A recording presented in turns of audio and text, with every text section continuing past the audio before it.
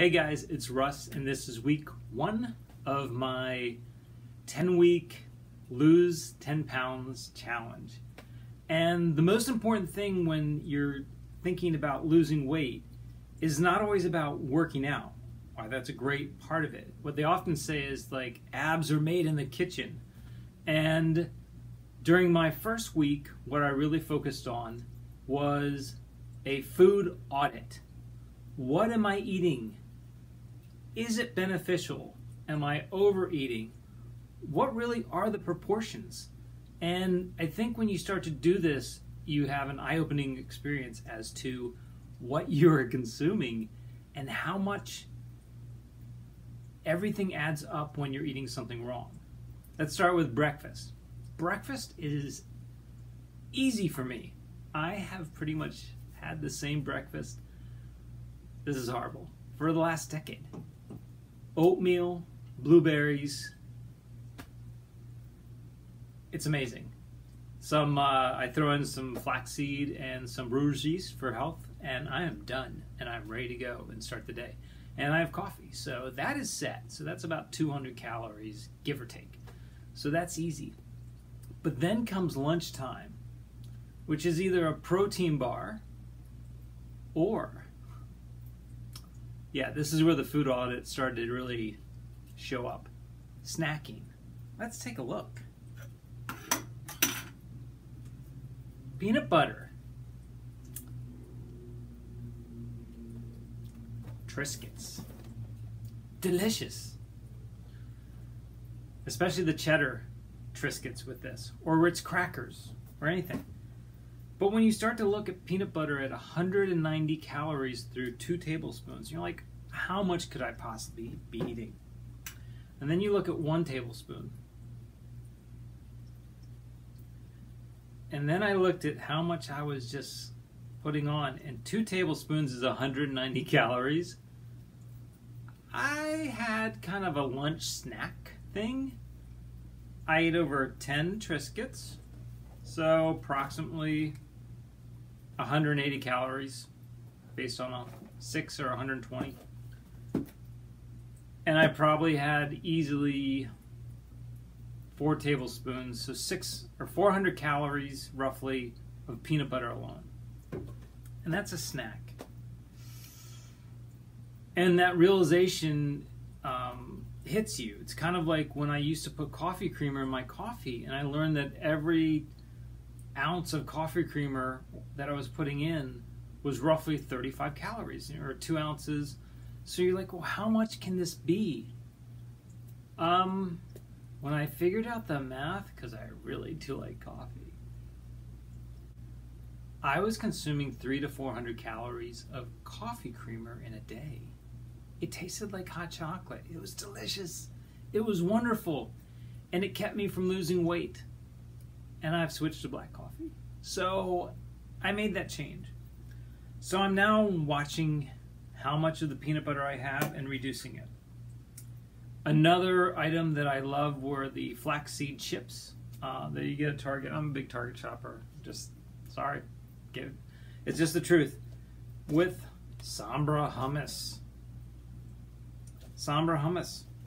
70 calories per 2 tablespoons. Not that bad. It's not so good when you use that as lunch, like I was doing at times. So all of a sudden I'm eating a third and sometimes almost half of a container of this. Hard to believe. But come on, it's delicious. It is delicious. With crackers and chips, and again, 500, 600, sometimes 700 calories for a snack. And then I'm eating a protein bar that's 230 calories. So now my lunch has already ballooned up to 700 calories. And I'm like, I'm doing well. I'm barely eating anything. I'm just snacking. We'll then throw in the healthy, let's have some nuts. Mixed nuts. This is good. This is good oils, good fats. Everything's good. But it's also 170 calories for just a quarter cup. I eat like a half cup of these if I eat them. I snack on them, I have a handful. It's what everybody tends to do. So I'm eating 190 calories. So literally my snacking in my assessment when I did my audit this past week was 1,000 calories probably on snacks a day that seemed relatively healthy. Chickpeas, nuts, peanut butter, it's all the good stuff. So what have I done to change? I'm trying to make the small changes so that the large changes will occur over time. I'm not, and I also am, if I buy a food, I eat it. I don't like to throw it away, so then I try and eat it in smaller portions over time because I hate being wasteful. So, celery, carrots, more vegetables, things that are crunchy. One of the things that I notice that when I go for snack food, I want something that's crunchy. And sadly, the only downside is this stuff gets stuck in your teeth. So you need to get that out too. So I'm switching to things that are crunchy and less calories, more work, reduce my daily calorie intake because obviously you have to reduce your calories in order to lose weight while keeping or increasing your exercise. And when you're in your 50s, your metabolism is slowing down. So you have to work harder to burn the same amount of calories that you did in your 40s because your body's just not there. So you have to literally be moving things up and working harder. So by reducing what I'm eating and trying not to overeat, hopefully I'm going to make progress over these 10 weeks. I have 9 weeks to go.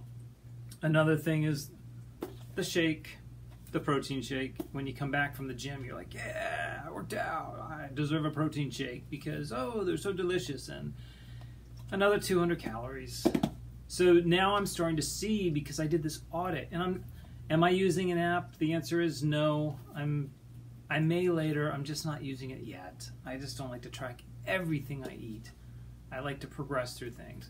And I'll tell you, I don't weigh myself every week. I'm going to weigh myself every 2 weeks, and I'm not going to do a visual of how I stand or what I look like this week, but I will do it every other week as we go through the 10-week process.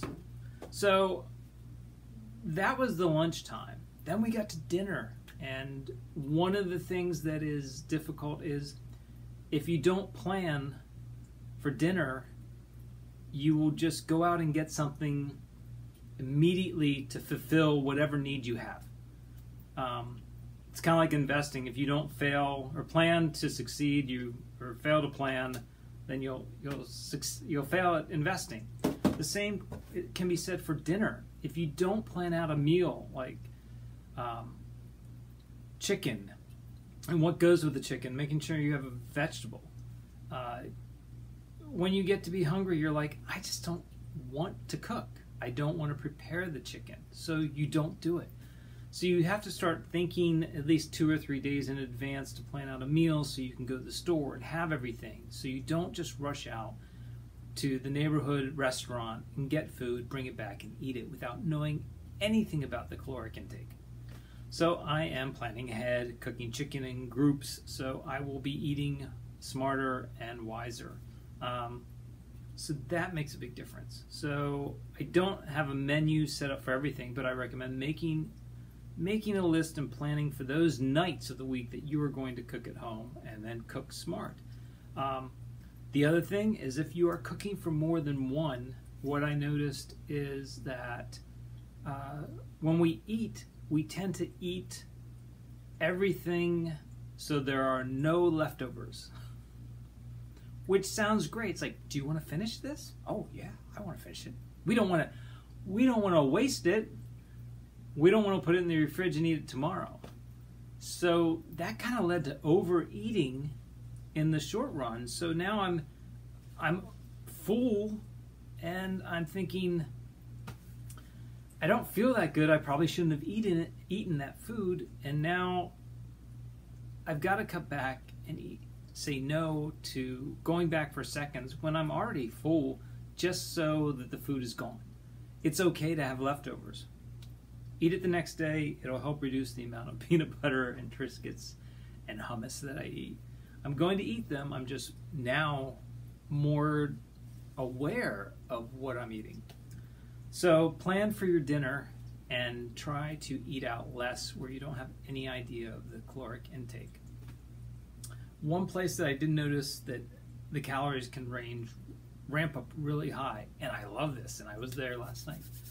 This is like Chipotle.